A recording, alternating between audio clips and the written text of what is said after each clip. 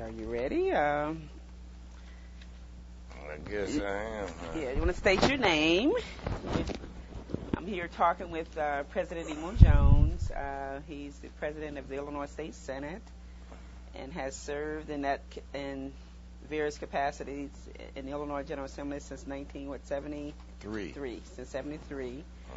And to kind of get us started, I would like for you to kind of talk about your background in terms of your parents, your father, mother, how you got involved in politics. Talk about how did your family come from other parts of the country to Chicago, and just and how did your family get here? As I said, this will be part of the oral history that will be housed in the Presidential Lincoln Library in Springfield. Okay. And talk about your other siblings, and we kind of go from there. Going up, leading up to where we are as far as the President-elect Barack Obama. Okay, I grew up in Morgan Park, far south side of the city of Chicago. My parents migrated to Chicago in the teens, around 1917, somewhere along in that area. My mother was from Selma, Alabama. My father from Columbus, Georgia. And we grew up in Morgan Park. There was 8 children. Okay. I was the 5th child. I had 4 older sisters. We grew up, we had our own home. We lived with our grandfather, Emil Jones. Okay. And my father drove a truck, then he became a bailiff to a judge in Cook County. He was actively involved in Democratic politics. I recall as a little boy in grammar school, he was with the 19th Ward Regular Democrat Organization. He was a precinct captain. So he was quite involved in politics himself. Okay. And so I didn't get involved in politics until I was watching the debate of John F. Kennedy and Richard Nixon in 1960. And I became a volunteer in John F. Kennedy's campaign. And how old were you at that time? Oh, in 1960, I guess I was about 25. Okay. Yes. Okay. And so I happened to like Kennedy and his style. That's how I got involved, Now, did you hear your father talk much about the values that the Kennedy espoused at the time? No. What inspired you? Well, it was John F. Kennedy. Even though my father, I used to help him stuff in envelopes and literature and stuff. Okay. But I wasn't involved in it. Mm-hmm. I didn't have the interest, more or less. Okay. And it was John F. Kennedy that really gave me the interest. Okay. And so I was in the insurance business at the time. Okay. And I worked for Metropolitan Insurance. I was a debit manager, and I had a lot of reaction with people. Okay. So getting in politics was rather simple because I had that experience of talking to the public and everything, and it helped me a long ways. My insurance training helped me a long ways. Now, was Earl B. Dickerson with Metropolitan Insurance at the time, or he could have possibly, Okay. one of the executives. Okay. I was just a debit person. I had a debit, and I go out and solicit and just used business to and talking to people and collecting premiums. And I learned the habit of people and everything. Mm-hmm. And it was a good exchange. Mm-hmm. But growing up in Morgan Park, it still is today a very clannish community. Mm-hmm. Everyone knew everyone else, and in turn, it became easy for me based on the reputation of my father. Mm-hmm. And that my father, people liked him, they knew him, and so it was rather easy for me to get support even when I ran for office. Okay. everyone knew everyone. Like growing up in Morgan Park, I know 3 and 4 generations in one family. Oh, really? And they're scattered all out in Morgan Park and surrounding communities. Oh, so you really. Yeah. So I had what you call a real good base. Okay. And I often wondered, even after I was elected state representative in 1962, I said, well, my father, we didn't have any money. He was a poor family. Mm-hmm. But I often wonder, how did he help me? And how he helped me basically was that he had a good name. Okay. And it was a good name that enabled me to go out and garner support that I needed to win my first election. Oh, okay. Yeah. Now, what brought your father to Illinois? I believe in the case of my father, I found this out after he was deceased. Some of my relatives had gotten together and said we were going to have a family reunion and to bring the two families together. I didn't know what they were talking about. Mm-hmm. You mean the family reunion? Yes. Okay. And that's when I discovered that my father's brother had to leave Columbus, Georgia in the middle of the night because he jumped and supposedly had beat up a white man. Mm-hmm. And eventually the whole family left Columbus, Georgia. Oh, okay. And he came to Chicago, changed his name and everything. Okay. And okay. But it was never talked about in the family. We had Right. no knowledge of such. You know, which is not unusual. You know, because a lot of us, came from the South, but not knowing why we came. You Yes. know, and as you said, folks had to change their name. Yeah, I believe that happened in many, many families. Mm-hmm. And then I began looking at my father's marriage certificate and other things. That's when I discovered that there were certain discrepancies there. Mm-hmm. And because I always thought he was from Phoenix, Alabama. Oh, okay. And doing a genealogical search, I discovered that it's right across the river from Columbus, Georgia. Okay. Because my father always thought he was from Phoenix. Okay. But he went to grammar school here on the south side of the city of Chicago. He Okay. was born in 1908. Okay. And so I believe that happened in thousands of African American families leaving the South. Mm-hmm. And just that common, pattern in terms of Right. the migration, from right. from the South. Yeah. And he came here as a youngster, a young boy. Okay. With my grandfather and my grandmother. And so it's very interesting going back in history, looking at things but they never talked about it. Never talked about it, yeah. Yes.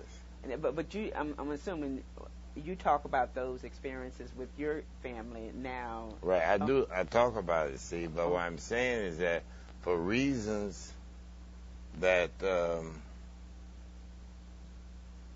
they left, it was those reasons also why they wouldn't talk about it, because they never knew the long arm of law, whatever it may be, may still come after them. Mm-hmm. Exactly. And see, I don't know what really happened, but I've never forgotten that.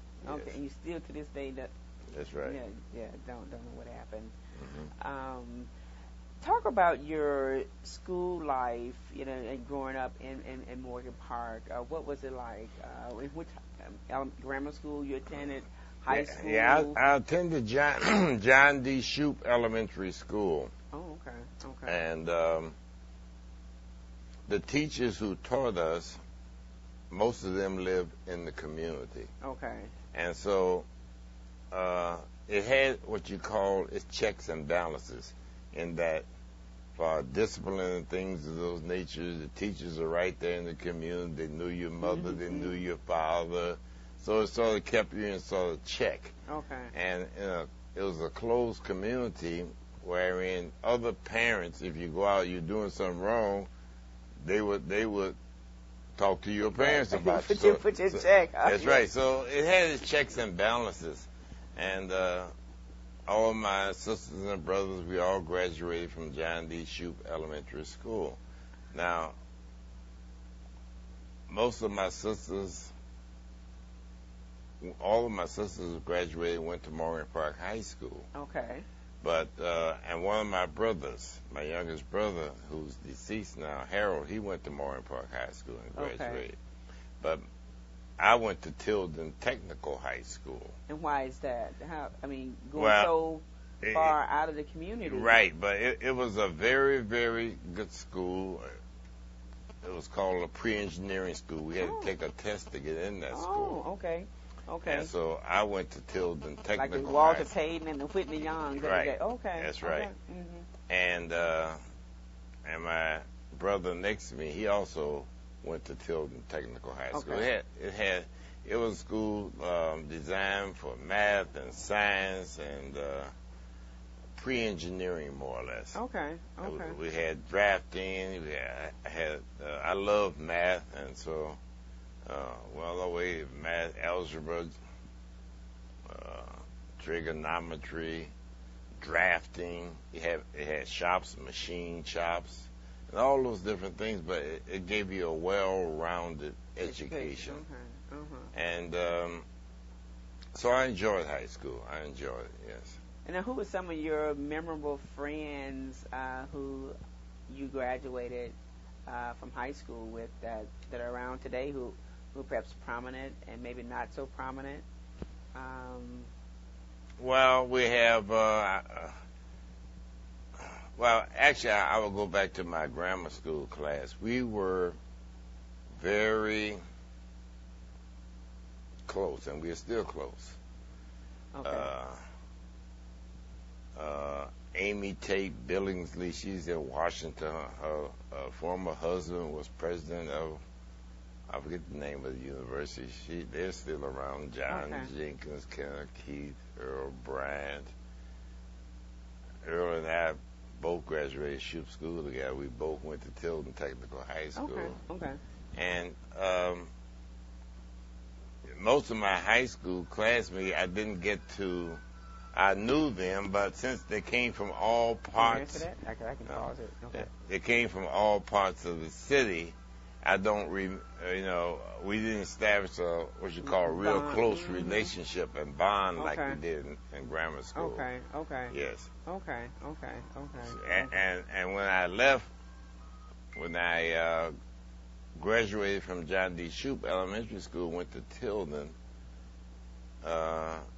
Most of my grammar school classmates who went to Morgan Park, I didn't see them as much. My whole social life changed. Oh. And see, I would leave Morgan Park get out of early in the morning. Yeah. I wouldn't get back till late in the evening. See? Okay. So I didn't see them as much. Yeah, so you didn't have the opportunity to establish that bond. Yeah. Now, so Morgan Park was like a general high school at the time? Yeah, Morgan Park was a general high school, and Shoup was one of the feeding schools to Morgan Park. Okay, that's interesting. Yes. That's really interesting because I guess I just assumed, because we were trying to figure out why did you go to Tilden High School versus Morgan Park, so that explains why, in terms of Tilden being, as you said, the gifted school, versus Morgan Park being the... Morgan Park was a good high school, but Tilden Tech was an all-boys school. Oh. All boys. It was like you had Lane Tech High School, Okay. which is located on the north side. Right. Tilden Tech was located on the south side. And they both offered the same type courses. Okay. And my parents wanted me to go to Tilden because of what it offered. So what was your goal at that time? The reason why, were you on your way to aspiring to be an engineer, or what was your career aspirations at that time? When I was at Tilden, I thought perhaps I wanted to become an engineer, and with the math and science, which I really enjoyed, and just give me the education to actually pursue that type of a career. I had 4 years of architectural drafting. Oh, really? Okay. And blueprints, and which I still can read the blueprints and know how to design. Okay. But all the math and the science was required for us to have in order to graduate from Tilden Tech. So it was that reasoning my parents sent me to that school. It was good. No girls there for distraction. No, right, exactly. No girls. You got your homework done. Yeah, right. That's right. Right. Mm-hmm. So, what got you off the path in terms of not pursuing the science and the math and getting really immersed in what, as you mentioned, into the politics? But at that point, what got you? Well, one of the things I went after I graduated, I went to Roosevelt University. I was working. Okay. I went to Roosevelt University, and then after a couple of years there, I started working. Mm-hmm. And got into the insurance business. Right. Working. Okay. And it was that exposure, more or less, to other avenues. In college, I was taking courses in business administration. Okay. And I recall, I forgot what company it was. I had a job for a junior accountant. Okay. But after looking at it, I said, hell, this is not for me. Oh, okay. Sitting in the office. Right, exactly. Sitting down, crushing That's numbers. especially when you're being a people person. Right. Yeah. So I changed more or less. Even though I love business, I love math, but I wanted to be more involved interacting with people. Okay, which accounting really. Right. It's a little too dull. Almost like computers of today. Right. Yeah. It was a rewarding experience. There were always fights at Tilden, racial fights and things of this nature. And I recall every fall when we come back to school, the whites had written on the building, "Niggers go home." Yeah. Always fights and everything. So, but again, it offered a good rounded education. One of my high school classmates, Carl McCormick, he and I left Tilden, went down to Roosevelt. You did a relationship to McCormick, and just curious. Carl McCormick? I mean, it's McCormick. He became a judge. Oh, okay. He went on to law school, became a judge. He's retired now, but he's still active in county politics. Wow. And but we stayed close over the years. Okay. Yes. Okay. Mm-hmm. And you were saying you went on to Roosevelt with. He and I went to Roosevelt when we left Tilden. Okay. Yeah. So you were saying that there were a lot of racial tension. Yeah, right. It's because it's right there in Canaryville, right next to Bridgeport. So I always had those racial fights and everything, Now, who was able to kind of provide that balance, in terms of the racial fights? I mean, in terms of not allowing things to get out of hand. Just well, curious. How did that transpire? To tell you the truth, I really don't know. I know our teachers at the school. We had fights in classrooms after school. You got to be careful if you're black in that neighborhood after school. Well, I guess they did what they could possibly do, but it was just a way of life. Okay. And you just dealt with it. Yeah. Now, talk a little bit about, your hobbies, what you did, as an extracurricular activities. Well, you mentioned that, you didn't have, once you finished attending school on, at that time was far north, and then coming back south. How were you able to maintain any involvement in extracurricular activities, hobbies, or what have you? Yeah, one of the things is that I always worked, always had part-time jobs, and which took up my time. I had paper routes when I was and part of my high school career in the morning, working for the Morgan Park News Agency, deliver papers early in the morning. Then I had afternoon routes sometime when I did the afternoon routes maybe a couple of years. And so my social involvement, we used to have team nights at the high school. They would have team dances. Mm-hmm. And I would go to those things in Argyle Gardens. Mm-hmm. And I had a good friend of mine who lived in Argyle, so I would spend quite a bit of time with them in Argyle Gardens. It was a nice, close community at the time. There wasn't any problems as they have today. Mm-hmm. And in high school, I played on the intramural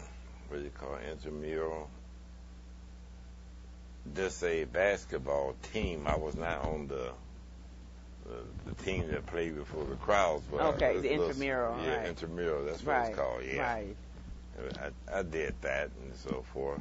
But I always had part-time jobs to supplement my earnings. I never depended on the family to give me money. Right, because they probably couldn't afford it. Yeah, so, right. So everything, all of my expenses I paid for myself. Okay. As far as I had to pay car fare. There was no subsidized car fare, so I had to pay that myself. Okay. But the money I earned from my part-time job enabled me to have sufficient funds to do the things I wanted to do. Okay. And just curious, do you have a lot of recollection in terms of family life, related to holidays? Did you go to church, or what were some of the things that kind of kept the family? Well, what kept together family life? We had to go to church. Mm-hmm. We had that was like mandatory. Exactly. Yeah. Okay. We had to go to church, and well, on holidays, Thanksgiving and Christmas and things of that nature, we were always together as a family. And my grandmother on my mother's side lived at 46 in South Park at the time, so sometime I would go there. And she had a restaurant on 50th Street, and I would go there and work and help them out as my sisters did. Okay, your grandmother on your mother's side. Oh, yes. Okay. Yes. So you're from a family of owners, huh? So you're from a family of ownership. Right. Okay. See, so when my grandmother passed and my mother's brother took over the restaurant, I spent some time living with him and working the restaurant after school. Mm-hmm. I liked that. That was a new venture to me. And people interacting with people, right? Yeah, it's a new venture to me coming down here in the urban area, and they always call Moran Park country, Oh, okay, yeah. okay. But I enjoyed that. I enjoyed working. He lived right across from Washington Park on 51st Street. Okay. So in the evening when I got out of school, I would go to the restaurant. I did all the cleaning, mopping the floors, and doing all those different things, trying to keep the restaurant. Right. Yeah. Right, appealing so the people will. Yeah. Okay. Mm-hmm. Okay. Mm-hmm. So how did you as you said, you of course worked in the restaurant, you worked, you went to school. How did you meet your first girlfriend, or what? Do you have any recollection of meeting Pat? I guess that's what I'm trying to get. I met my first girlfriend. I was going to those teen parties that they would have. All the high schools had them back then. Okay. And which is so absent now. Yeah, so absent. So it was like teen night, and they would have a dance at the school. Okay. And so that's how I met my first wife. Then. Okay. And what attracted you to your first wife? I don't know. I guess I just liked it back then. I guess Okay. Yeah, my first wife, and then years later I met Pat. See, I went back to school. Roosevelt? Or? No, see, I hadn't finished. I said, I got to get my education. See, when I got involved in politics and I became secretary to Alderman Frost, and he had offices right here on LaSalle Street, all the lawyers in the law. I said, heck, I got to get my stuff back together. So I went back to school. I went back to city colleges. And I would go in the morning, I would go in the evening. Aside from my responsibilities being the secretary to the alderman, I said, heck, I want to get my stuff together. I saw how all these other guys were doing well. I said, that's what I wanted to do. And my marriage, I guess it put a strain on my marriage because I was gone either in school or working, so we drifted apart. And so I ended up divorced. And that's during that course of time, that's when I met Pat. Okay. And that's always a concern, when you kind of, focus on a lot of other things, extra. Well, and Pat was from New Orleans. She very strong Catholic and whatnot, but and she encouraged me to continue to push on and everything. And so we established that bond. Okay. And out of that bond, you had little Emil and Emil, my stepson John, and I had my daughter Renee from my first marriage. And so we stayed together till her passing. Yes. Okay. Talk a little bit about getting back to your political career. Kind of talk about some of your philosophies and how did you develop your way of thinking politically. What are some of the influences? I felt I haven't gotten involved in 1960 as a volunteer. And during the turbulent 60s, Kennedy assassination, all the civil rights marches and movement, the assassination of Dr. I felt then that to bring about some of the changes in life, that it was through government and it's the elected officials who make a lot of the decisions. Right. And so when the opportunity came for me to run for state representative, I felt that was a means with which we could bring about changes that could impact the people who have been oppressed or locked out. Okay. And that's why I ran for office. Okay. Seeing all of this, coming through all of this, and the rights of people were determined by its elected officials. And so it's for that reason that I felt strongly that if you are elected, you can bring about some of the changes that you so desire. And at such a young age, you had that knowledge in terms of how to bring about change, through the political system. Right. I said, I guess it's not surprising that you supported. Here we are with Barack Obama. With that whole knowledge of you bring about change, and here we are, almost 40 years later. Kind of the same kind of a concept in terms of you bring about change through government. Since government makes so many decisions on our lives and so forth, in the elected capacity, you could help bring about some of those changes. Doing the demonstrations and the marches and all of that, but it all got back to those government officials. And that's what inspired me to become an elected official to try to bring about change. Yes. And talk about some of the memorable legislation in which you attempted and also is successful at bringing about changes. of course, you've always been number one on education. Just kind of talk about. Well, see, one of the things when I worked with Wilson Frost, the secretary, he was chairman of the Utilities Committee. Okay. And you hear today about during the winter months where people are being, the utilities are cut off, the gas or electric are cut off, and it's a necessity to live in the environment that we are in, the cold climate. So therefore, you need heat, you need electricity. And I recall the calls that used to come to the office from consumers trying to get their utilities turned on. And at that time, there was no one you could contact to get it done. So when I got elected state representative, the first bills that I put in were bills to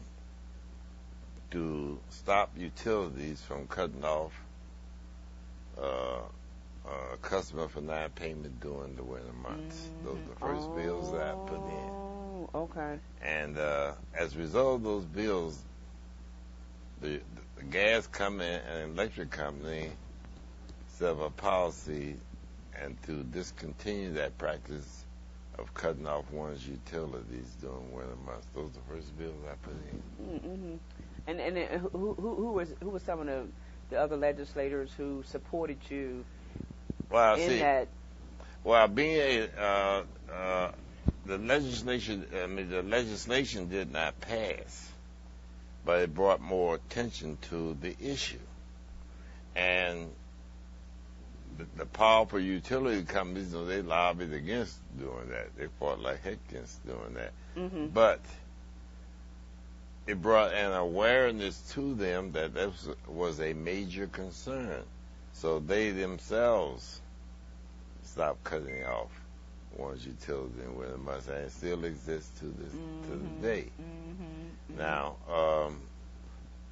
one thing I learned was that, having experienced that while working in the City Council Utilities Committee, everyone doesn't have that experience. And so a lawmaker's job is to help educate their fellow lawmakers. So it's an education process that they have to undertake for them to be aware as to what the real problem is. Okay. And who were some of the other members who, as you recall, kind of fought alongside with you to make certain that consumer-friendly legislation was passed? Do you remember the coalitions? No, at that time, it was my job to try to educate them. Okay. And about the problem. See, many were unaware of the problem simply because it wasn't highlighted in the paper and so forth, things of this nature. But the problem, years later, it was more highlighted and focused on, but back then, it was not. Okay. And people were really hurting. And so, in trying to educate them so I could pass that legislation, it was very difficult because the powerful lobbyists had more control than I did. Right. Especially, like I say, with the utility industry. Right. Yeah, right. And I guess in today's world, it would be what the John Hookers of the world, pretty much, or. Yeah, but back then I forgot who the heads of these companies were at the time. But people were hurting, and so that policy changed. By my pushing. So it changed.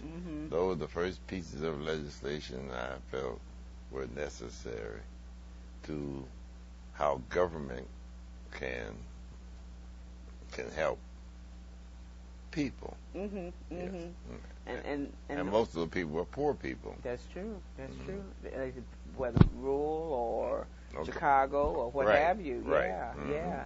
Because people have to understand the problems that we suffer. You have people downstate who are suffering Oh yeah. Similarly, That's right. right, That's right. and I guess that's why you have to look into coalition building in order Mhm. to resolve and solve problems of Mhm. government. Yeah. But my best mentor when I was in Springfield was another legislator by the name of Raymond Ewell. Okay. He was more or less my mentor in advising me as to how to be successful in that body. So he was there before you. Right. Okay. Right. And Okay. he would he told me get to know these downstate legislators. You pick your seat, pick a seat next to a downstate legislator, not one from Chicago. Mhm. And I took his advice. He said, because by doing it that way, you help building a coalition. Mhm. You can garner support for things that you're trying to do. And you will find out that there's a common thread that runs through all cultures and communities. Mhm. And you strike that chord, you can be quite successful in the things that you do. Now, do you have a recollection as to who were some of the legislators who you intentionally sat by, and what and some of the things that you learned while I learned from Bill Harris, the downstate Okay. legislator. There's another legislator from Rock Island, Clarence Darrow. Okay. They were my seatmates. Clarence Darrow had the best civil rights voting record. He sat next to me. Now, was he related to the Darrow? I don't know where he Okay. is or not. Okay. He was an attorney from the Rock Island, Moline Okay. community.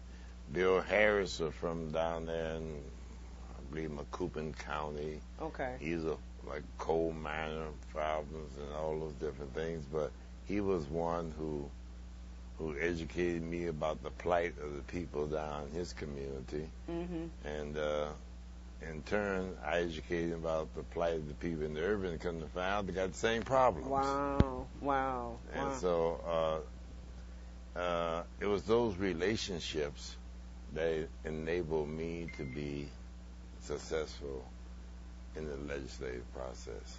And talk about some of the other pieces of legislation that you have memories of. See, Ray Ewell told me, he said, well, if you're a black legislator, they always try to stick you on the welfare committee. He said, don't get on the welfare committees. Okay. Public aid and all those things. He said simply because there's much more you can do on other committees. So I got involved in the insurance committee and eventually became the chairman of the insurance committee. Okay. And in the black community, urban areas, there was a thing called redlining. So I had legislation to stop the redlining, the rates, as far as automobile rates and everything.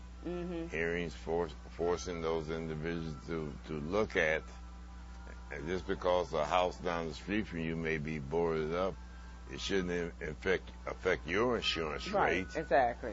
And just because you are drive an automobile, just because you live a certain community, your rates are much higher. So all those things that I worked on and fought on to bring about the change, to stop the redlining and so forth, and make those insurance companies get more agents. You go through our community now, even the insurance companies discriminate as it relate to having black agents or those companies in your community. And right now you see State Farm has agents all over our community. Right, that's true. And companies. But back then they didn't, so I made them do that. Because then had you not been in the Illinois General Assembly, you would not have been able to accomplish that. To force that issue to make them, they talking about it's an open market. It's not open if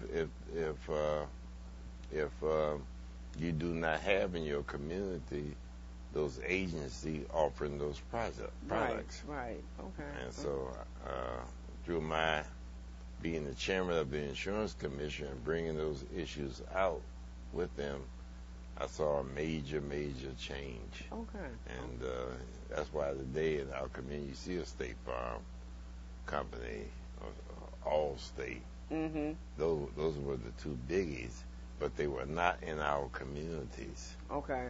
You understand what I'm saying? Okay. And so therefore, you as a consumer, how can you access the product? Mm-hmm. They said we don't see. They were discriminating by not putting the agencies in your community. That's true. That's true. And that's another form of redlining. That's true. That's true. And they always said, let the open market decide. You know, I'm for open market, but that was a subtle way of redlining. By not having, you know. That's right. Right. You know, because I guess I remember, you know, growing up, I said it seems as if when insurance people came by my house, they were never people of color. You know, they were always, you know, people. But see, the substandard companies will offer automobile insurance or homeowners insurance in many African American communities. The others were not there. That's true. And so these are some of the changes I was able to get taken care of by being involved as chairman of the insurance committee. And they was always how we don't discriminate, we don't redline. But you look at the actions, you know, and the rates, right. you know. That's right. That's right. Now, do you recall getting involved with things such as like the Equal Rights Amendment? You know? Yes, we were involved. We had traditionally supported the Equal Rights Amendment. Okay. That was in the 70s. But Cornel Davis, who was the dean of the legislators in Springfield, he was retiring, and he was a assistant majority leader. So most of the black legislators had supported the Equal Rights Amendment. But when the spot opened up, individual black legislators who had never supported it, all the supporters and proponents of the Equal Rights Amendment got behind and said, we're going to help you get the leadership spot if you support the Equal Rights Amendment. And that's where they crossed the line. Okay.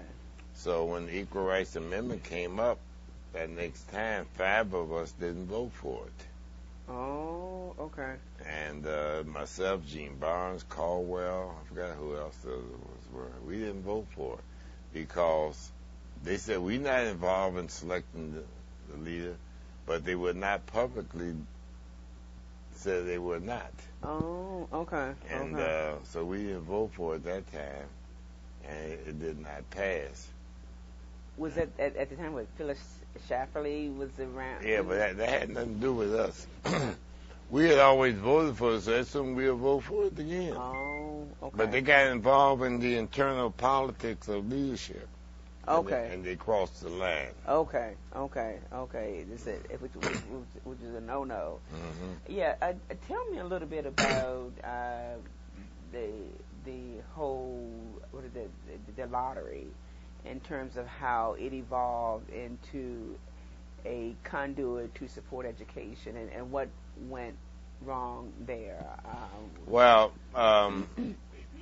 prior to the lottery, you had Lou Caldwell who was there, and you had the policy thing. Lou Caldwell had legislation trying to legalize it, and which never passed. So I believe it was Zeke Georgie, state representative, came with. From Rockford? Yeah, he was from Rockford.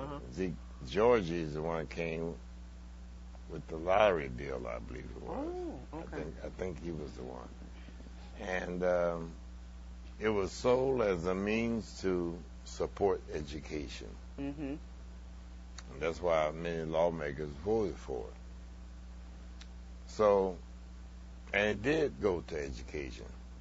But what happened was the lottery money came in the front door, and they took the other money out the back door. The other money meaning what? The other state aid for education. Oh, okay. The general revenue? Yeah. Okay. Yeah, see, the general revenue dollars see, the lottery came in to support education, but it should have been an addition to what was already being paid.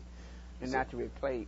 And so what happened was it all went to education, still does, but they had began taking the money, putting less general revenue dollars in. Oh. So it's called supplanting. Okay, right. Okay. And so we eventually had to pass legislation to stop that practice.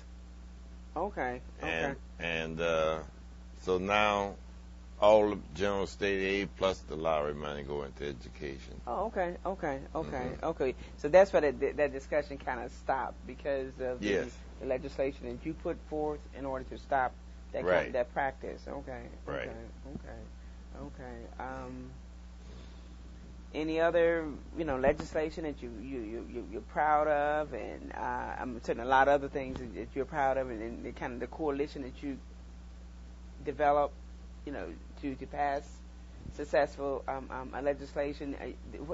I guess. I got involved. I got involved in the. I recognize also that if you help people become decent wage earners, it solves a lot of the social ills in our society. That's true. And in education, we send extra money to school districts for children from economically depressed families. Mm-hmm. So therefore, if you are a student receiving like a free lunch, for example, and all studies have indicated that children from poor families achieve less academically. So therefore, we send extra money to the school district to compensate to further their education. Mm-hmm. Now, the extra money that we send, most school districts were taking that money as general state aid, spending the money on everybody. Oh. And so I felt strongly that the money should be spent on the children who generate the dollars. Mm-hmm. And at that time, they were called Title I state dollars. So I had to fight like heck to get legislation passed to have the money follow the children who generated the money. Mm-hmm. That became a major political issue. My whole political career was on the line on that issue. But eventually, I passed that law to state that the Title I money be spent on the children who generate the dollars. Okay, which is one of your major accomplishments. Yes. Yeah. Mm-hmm. Okay. Let's see. Yeah, talk about some of the things you're disappointed, in terms of while you served in the Illinois General Assembly. Well, there have been times that I've been disappointed, but one thing I did recognize early on, but change comes slowly. It doesn't come as fast as you would like for it to come. It takes time, and just for one to be educated. Mm-hmm. In my role in the legislature, I felt education was key to solving many of the social ills that we have. It's through education. But also I recognize that if you develop wealth in your community, it also helps solve that problem. Mm-hmm. So, I was chairman of the Insurance, License, and Pensions Committee, and I recognize that many of the pension systems hire people to manage those dollars. Mm-hmm. And I discovered that minorities were not being given those opportunities to manage the pension dollars. Okay. And so I held hearings on that issue, several hearings, And then I passed legislation to require them to hire emerging money managers. These are small firms begin to grow. And to force them to hire these black firms.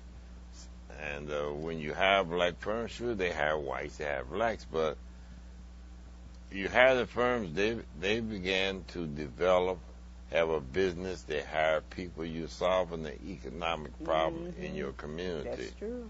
And they've opened it up, and all across the country, other states look to Illinois as to how to solve this problem. Oh, they always the talk pension manager. Right, that's right. I'm talking about billions of dollars. I passed, people look at South Africa, Nelson Mandela. Illinois became the first state to divest its pension funds from doing business in South Africa. Oh. And I was the sponsor of that legislation. Oh, okay. I took a bill that Cal Mosley Brown had sent over. It didn't have anything to do with it.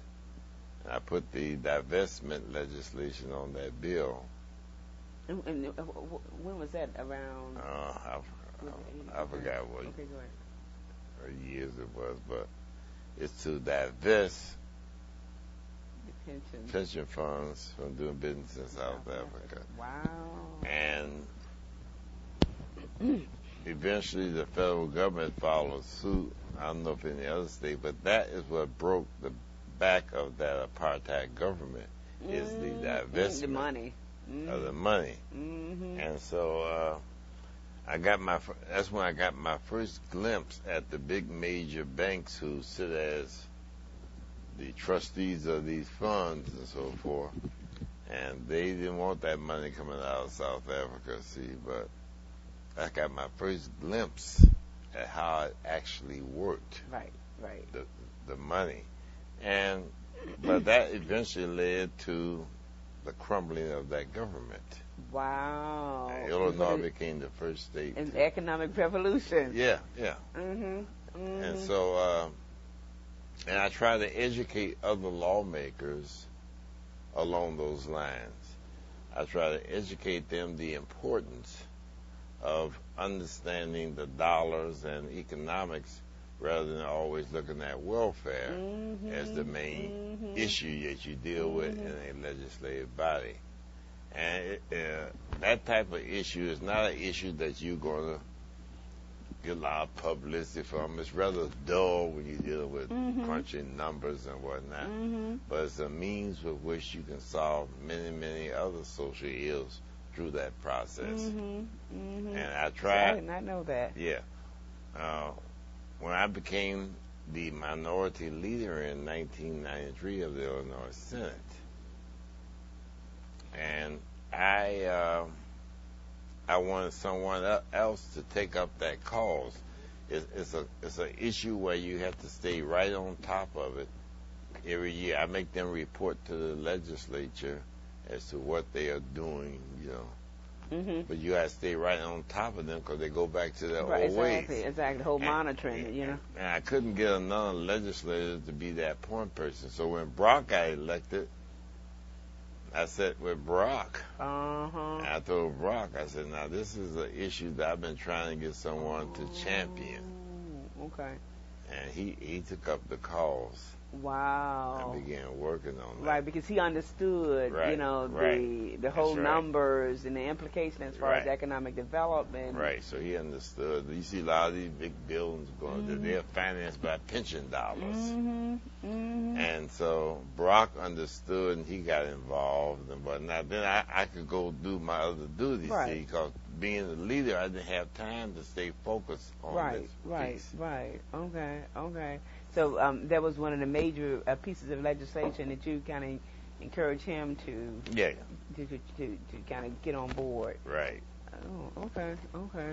But that's even some of the other lawmakers like the Claibornes they didn't understand Later on, but I need somebody to be that point person. Okay.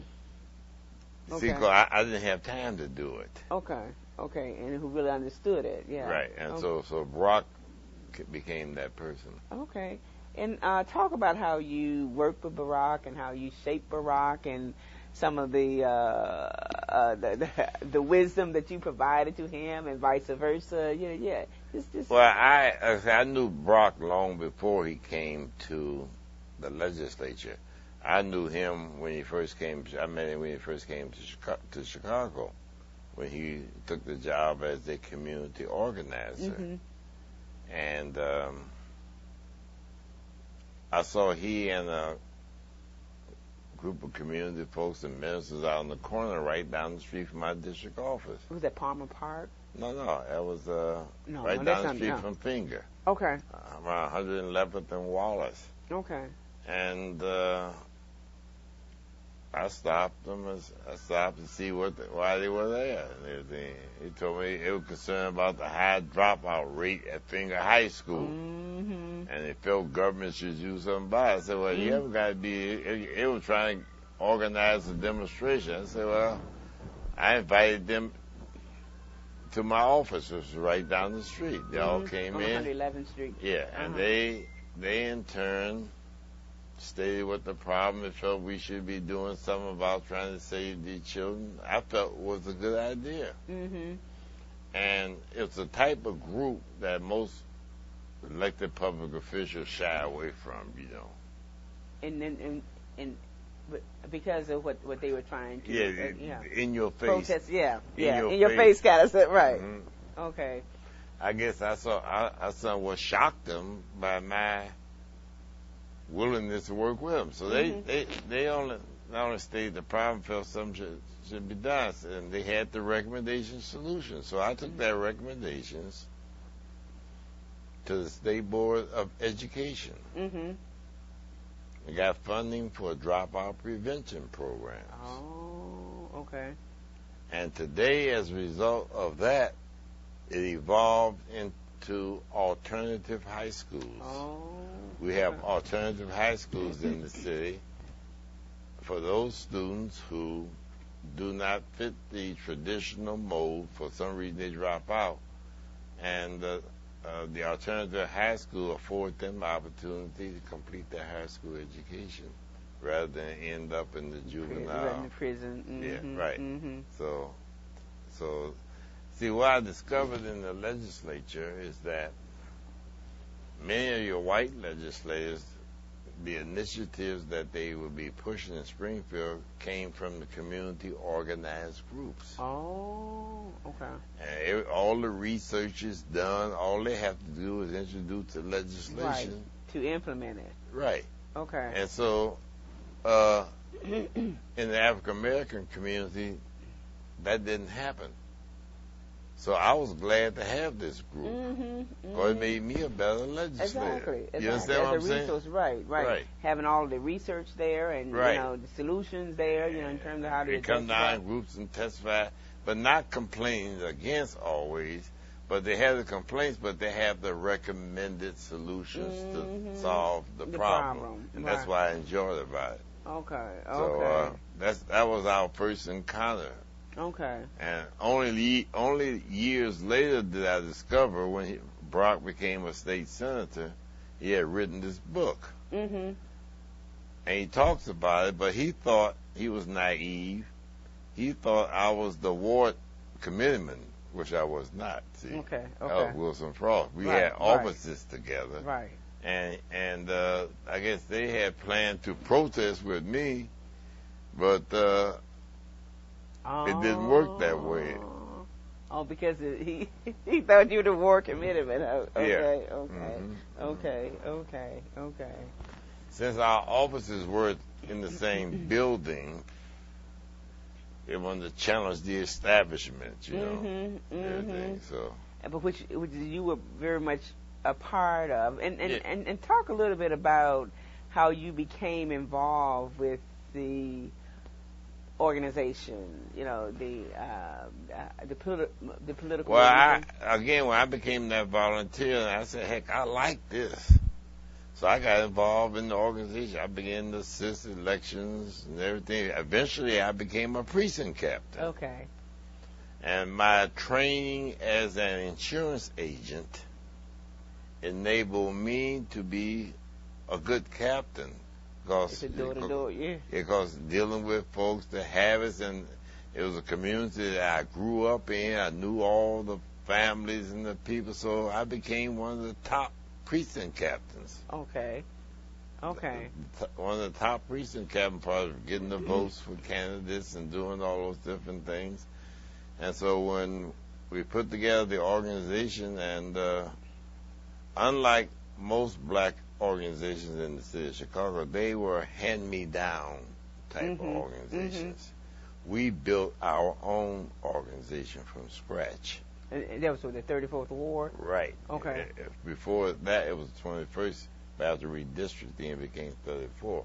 So we built this organization ourselves. It wasn't handed down from a white organization called the Community Change. Right. We built our own organization. Wilson Frost was the alderman and committeeman, and that's how I really got involved, really involved. Right.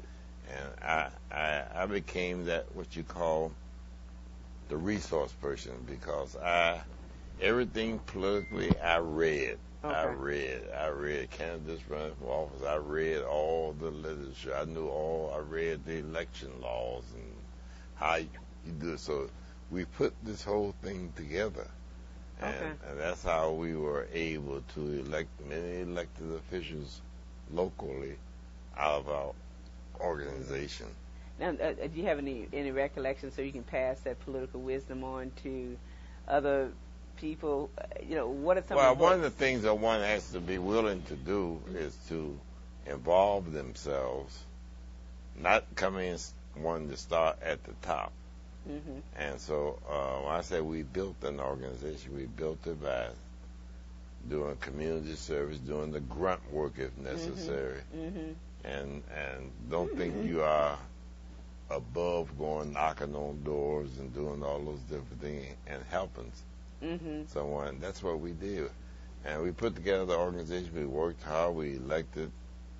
We had 2 state reps. We had a Cook County commissioner. We had an alderman, and out of our own little organization, and which created jealousies amongst some of the other organizations.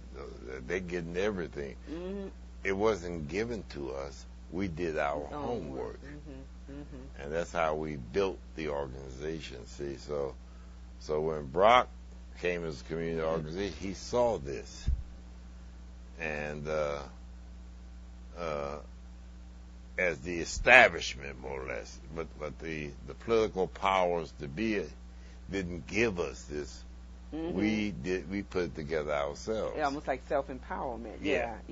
And so, but when I met them, I happened to like the group. It gave me a great resource on which I could go to Springfield to fight those issues.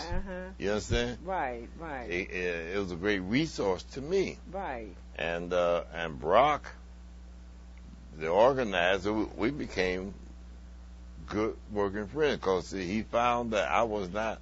See, people usually say the politicians against this, against that, but he saw that I was not. You understand? Right. So we had a very good working relationship. And I guess in some ways you could see some of Barack in qualities in you. Yeah. And so working hard. And so he would sit down and talk with me, even dealing with issues that were not in my district, the environmental issues out in Argyle, the dumps and everything. And we would discuss those issues and suggest ways to address it. Because he was more or less like problem solving. Right. Which would be obviously critical, going forward, and running this country. Yes. And so, he, even dealing with the public officials as relate to the dumping, I got involved in that piece. and the environment, they all had all those dumps. Argyle Gardens was built right close by there, and you had some other foundations that were involved pushing the issue. Because I guess out in that area at one time, I don't know if it still is considered what, a cancer hotspot. That's what they said. Yes. Okay. And see, like the Environmental Protection Agency, all that stuff is new. When you had industry out in the far south end, and their waste, they would just dump the waste and see, then you had the landfills where you had the garbage being dumped and so forth. Well, that's long before you had the Environmental Protection Agency, and so as a result, people were unaware as to the health problems that this created. See? Right. And so after working one day Brock came to me and he was sitting down talking. He said, man, he said, I enjoy what I'm doing, but he said, I always wanted to be a lawyer. I'm seriously thinking about going to law school. Mm-hmm. And he asked me what did I think about it. I said, well, I enjoy working with you, but if you really want to become a lawyer and that's something you really want to do, I suggest that you go ahead to law school. Mm-hmm. Because these problems will always... Yeah. And so he left. Mm-hmm. And I didn't see him anymore until he completed law school. Mm-hmm. So when he came to the legislature, I didn't tell him, well, I don't know whether he did or not, but that we already had a good working relationship prior to his coming to the Illinois Senate. Because of the work that he had done, right, as a community organizer. Yeah, we already knew each other. Right. See, right. And so when he first got there, he said, man, we know each other. You know, I like to work hard, get things done. So he said to me, feel free to give me any tough assignments, And I did that. Okay. And I know when he first got there, some of the black lawmakers were standoffish from who's this guy, blah, blah, blah, And in addition to the environmental stuff, the investment management stuff, what are some of the other issues that you kind of pass on to him to kind of look at and take care of and monitor? See, I always knew that he had a deep concern about those persons who are locked out or oppressed and whatnot, and finding means to deal with the problem. We were in the minority, and many of the issues that relate to health, the Republican majority bottled up most of those issues and would not let them be heard. The earned income tax credit, and he had that, but I made sure that that issue got passed and funded, see. And former Governor George Ryan stuck with me on that issue. That's how we were able to get that successfully funded. Okay. With Brock. He handled a major piece of ethics legislation. I assigned him as my point person, which was a hot potato. Because they were beating the hell out of him about that. Oh, okay. And but eventually he learned how to compromise and work with the people who were. Now, who were some of the people who were on both sides of the issue, and why did that legislation come about? Well, the recommendation, I forgot, some commission had recommended it, and the commission was formed. And so I put Brock in as the point person for the Senate. And I believe former federal judge Abner Mikva called me and said he thought Brock would be a good person. And I put Brock on there. But it was a hot potato. And because our members didn't want that, such as having fundraisers while we were in session in Springfield. Right, right. And what can happen to your political campaigns, what you can use it for, but especially the fundraising aspect. You're in session, and you got fundraisers, and members were opposed to that, but eventually they came around. Right, right. Okay. Yes. Okay. I used to feel sorry for him because he had to explain it to the members because they were beating the hell out of him. Oh, really? So he was tough back then. Yeah. Okay. Is it you want to stop now? Yeah. Okay. Yeah. Okay. Because I think you kind of, I'm gonna have to spur you a little bit more in terms of some other discussion we got to have. Yeah. Okay. All right. We will.